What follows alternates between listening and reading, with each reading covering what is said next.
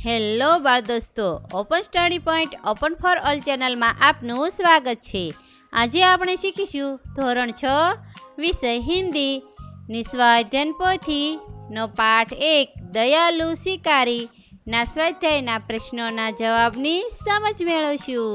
તો ચાલો શીખીએ. પાઠ 1 દયાલુ શિકારી ના સ્વાધ્યાયના પ્રશ્નોના જવાબની સમજ.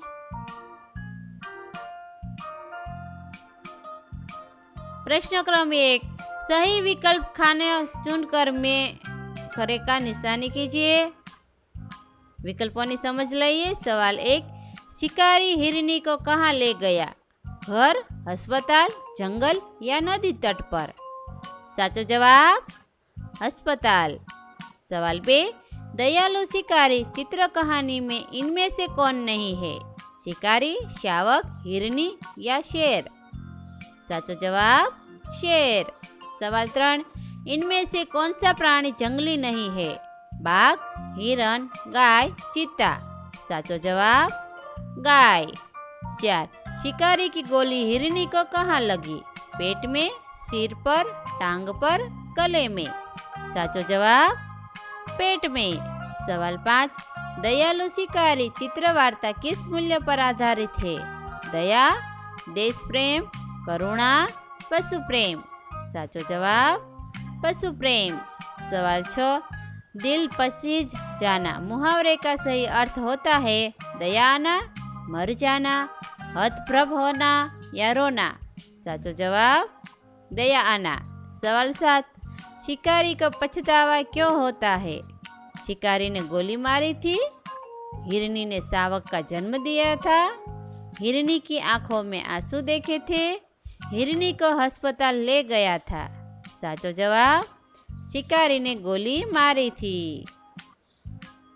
8, दयालु शिकारी कहानी से क्या सीख मिलती है? पशुओं का शिकार करना चाहिए, घायल पशुओं को अस्पताल ले जाना चाहिए, पशु पक्षी के प्रति सद्भाव रखना हमारा फर्ज है, प्राणियों का पालन पोषण करना चाहिए? साचो जवाब पशु पक्षी के प्रति सद्भाव रखना हमारा फर्ज है. प्रश्न क्रम 2, निम्नलिखित वाक्यों को कहानी के घटनाक्रम में लिखिए. નીચે આપેલા વાક્યોને વાર્તાના ઘટનાક્રમ પ્રમાણે લખવાના છે. અહીં આપેલા વાક્યોને વાર્તા પ્રમાણે લખીએ. पहलू, एक बहुत घना जंगल था.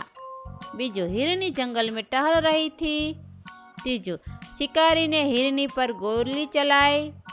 चौथों, शिकारी हिरनी को अस्पताल ले गया.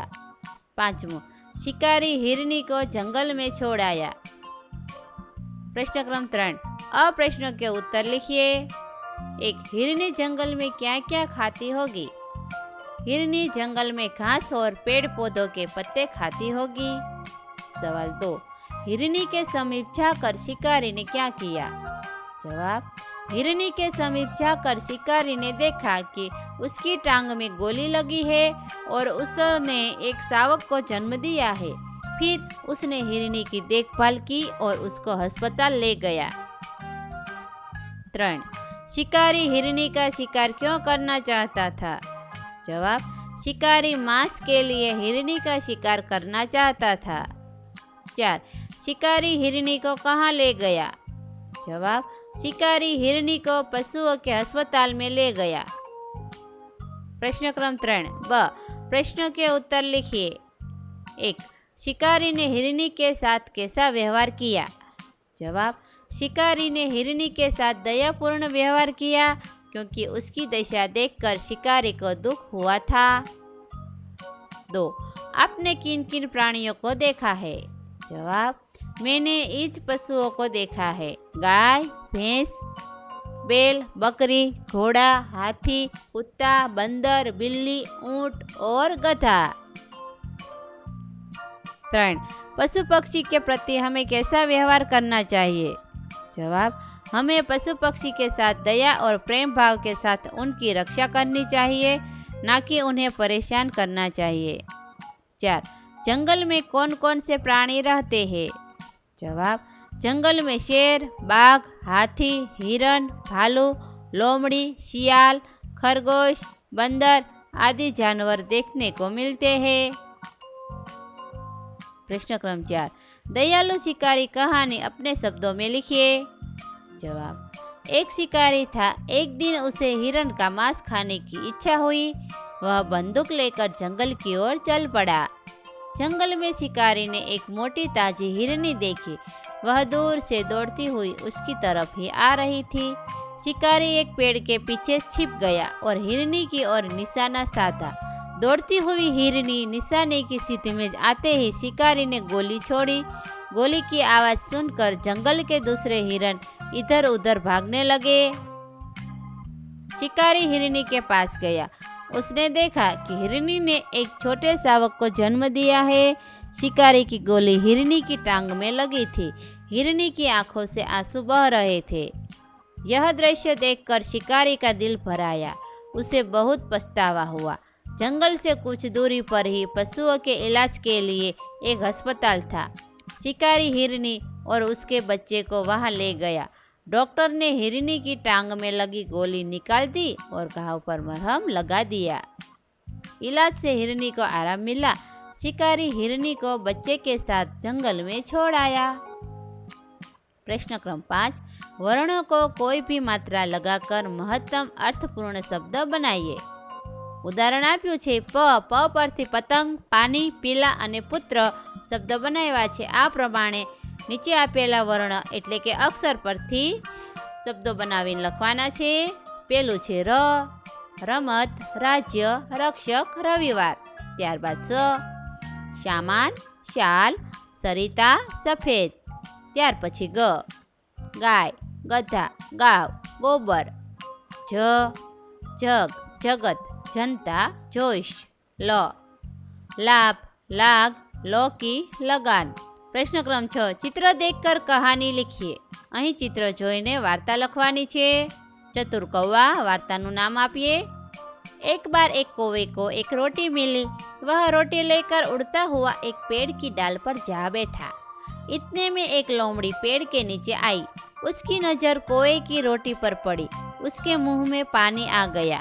उसने सोचा कौवे को मूर्ख बनाकर मैं उससे रोटी ले लूं। लोमड़ी ने कौवे से कहा, कौवा भैया कोई गाना सुनाइए ना, आपका गाना मुझे बहुत मीठा लगता है। कौवा लोमड़ी की चालाकी समझ गया। उसे लगा कि लोमड़ी रोटी पाने के लिए यह नाटक कर रही है।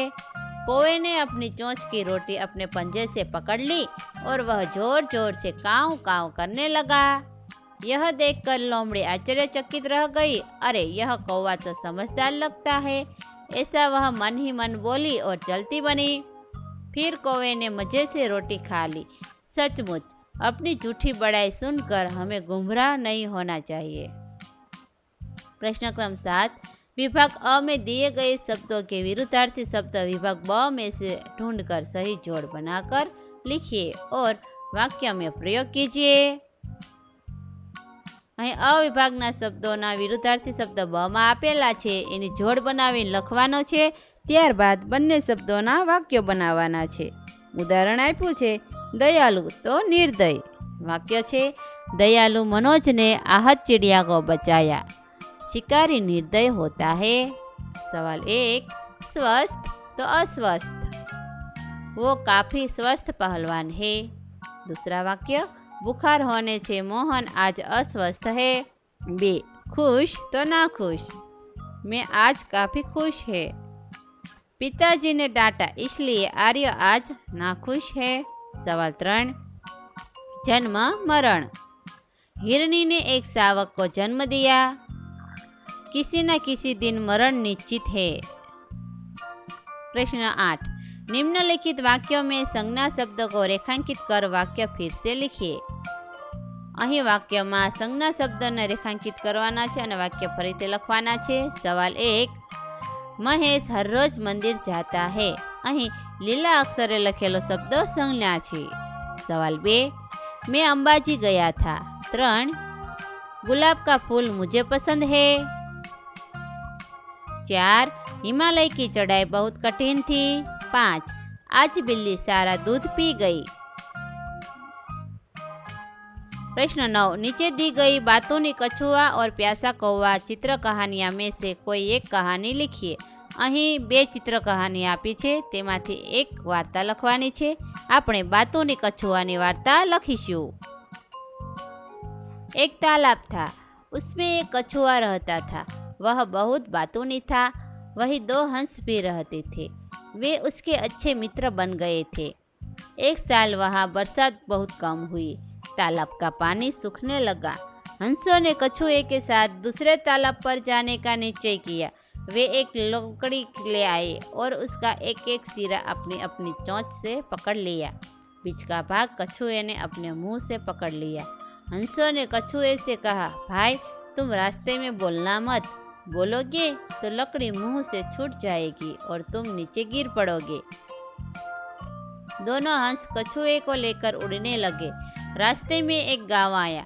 गांव के लोग इस प्रकार कछुए को लेकर उड़ते हुए हंसों को देखने के लिए जमा हो गए। लोगों को देखकर कछुए से चुप न रहा गया। उसने बोलने के लिए अपना मुंह खोला। उसी समय लकड़ी उसके मुंह से छूट गई और वह जमीन पर गिर पड़ा और मर गया। प्रश्न 10, शिकारी की जगह आप होते तो क्या करते? लिखिए। शिकारी की जगह पर मैं होता तो भी शिकारी की तरह ही करता। हिरणी और उसके बच्चे को अस्पताल ले जाता और उसकी रक्षा करता और उस शिकारी के जैसे ही उसकी देखभाल करता और जब वो ठीक हो जाए तब उसको जंगल में छोड़ता। આ વિડીયો નિહાળવા બદલ આપનો ખૂબ ખૂબ આભાર અને ઓપન સ્ટડી પોઈન્ટ ચેનલ તરફથી વિડીયો નિહાળવા બદલ આપનો આભાર।